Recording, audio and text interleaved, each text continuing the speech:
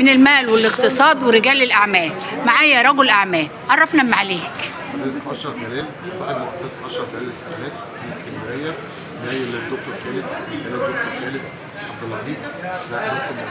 يعني حضرتك عضو في الاتحاد؟ عضو في الاتحاد ونشط اجتماعي، عضو في الاتحاد العالمي ونشط اجتماعي مع الدكتور خالد عبد اللطيف.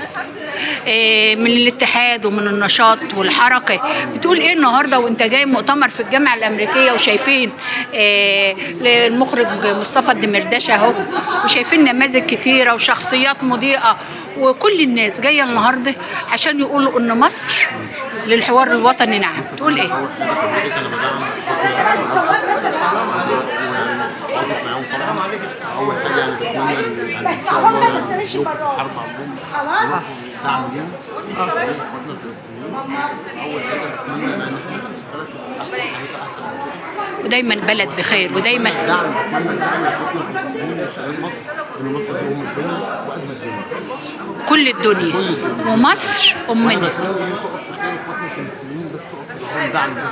باذن الله، باذن الله مصر دايما بخير، باذن الله، باذن الله.